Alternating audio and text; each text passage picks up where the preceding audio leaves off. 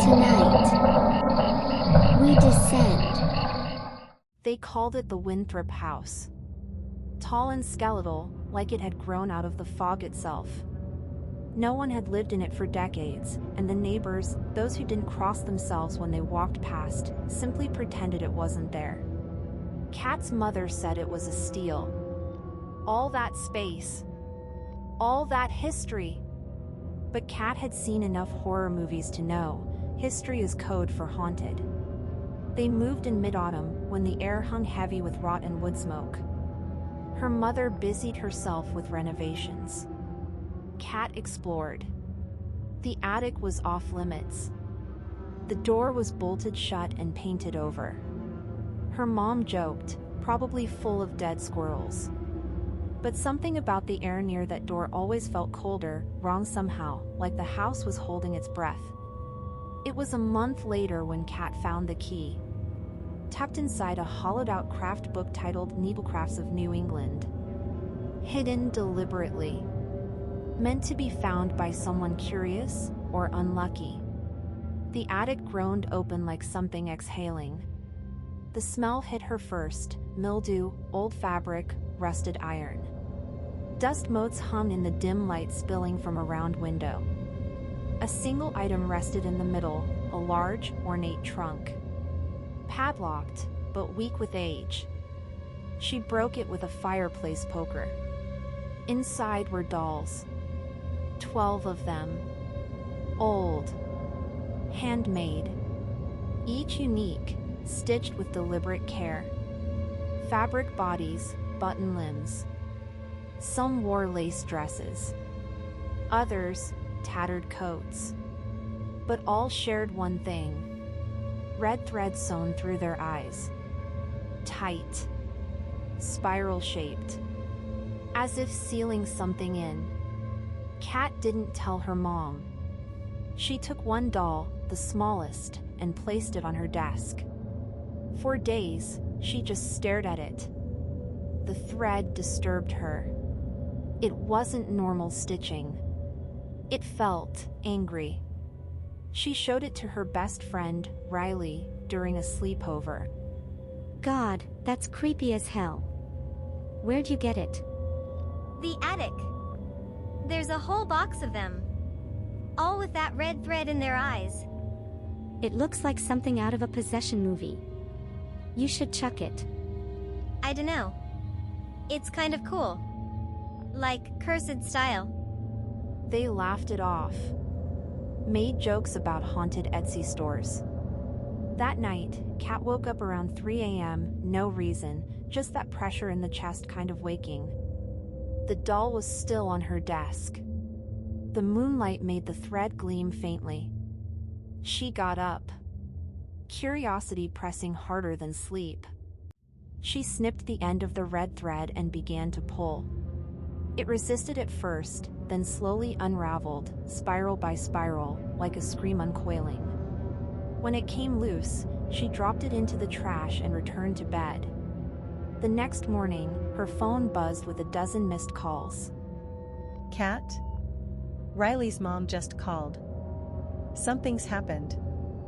Riley had woken up screaming. She was blind. No trauma.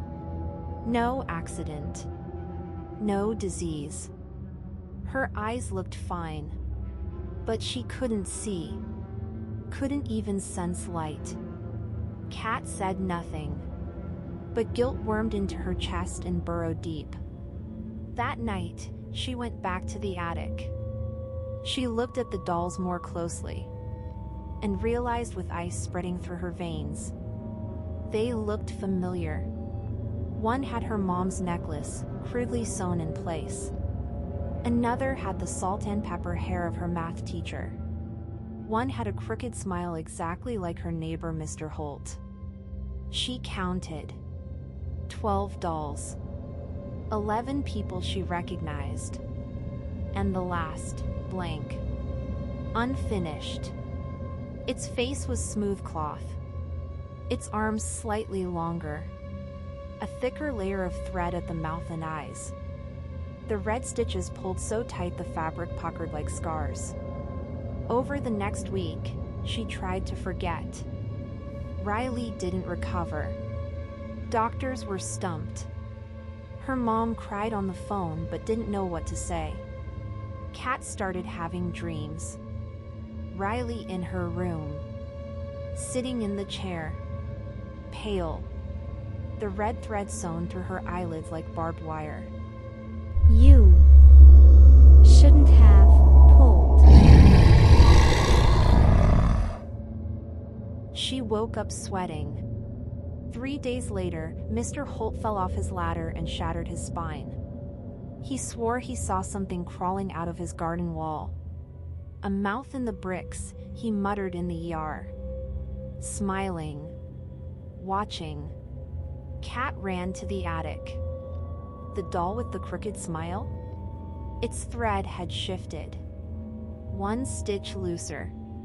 She tried to burn one of the dolls. Just one. The one with the teacher's glasses. The fire wouldn't catch. The fabric turned black, but never crumbled. She threw it out. The next day, it was back in the trunk. She tested it, marked one with a pen, scratched another with scissors. No matter what she did, they always returned. Restored. One night, a package arrived.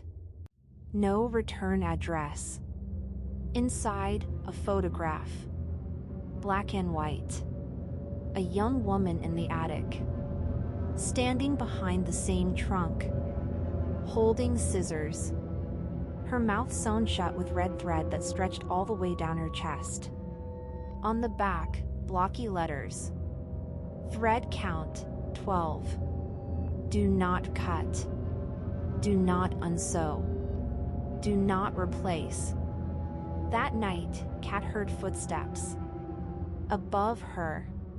She crept up the attic stairs, flashlight trembling. The trunk was open. The 12th doll now had hair. Her hair. A small stitched locket, an exact replica of hers, hung at its neck. Its eyes were still sewn, but the thread was fraying. Just a little. The scissors were next to it. And a thread spool lay unspooled, stretching across the floor like someone had been dragging it behind them. The mirror in the attic began to ripple. Something emerged behind her. The woman from the photo. Lips sewn. Hands outstretched. Red thread weaving from her fingers like webbing. 1 cut, 1 curse. 12 vessels. No more. Kat ran. But the house seemed wrong now. Too long. Too dark. She passed her mom in the hallway. Or someone with her mom's eyes. But her mouth was covered in cloth. Stitched shut.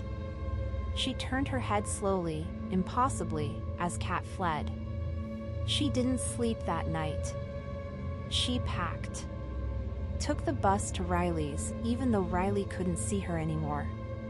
She told her everything. So, the thread. It's not just sewn into them. It's sealing them. I think when you pull it out, you open something. And whatever was meant to go into the doll, it has nowhere else to go. They made a plan. They'd return. Together. Confront whatever was in the attic. But by the time they returned to the house the next morning, it was gone. Burned to the ground. Fire department said it was spontaneous. Electrical. But Kat knew the house had no working power in the attic. No one found the dolls. No one found the trunk. But 3 weeks later, at a thrift store 50 miles away, a woman found a curious box. Handmade dolls. Some were charred. Others pristine. She brought it home. Thought they were quaint. Set them on her mantle. 11 dolls with tight red thread eyes. And one blank-faced figure. just starting to take shape. The end.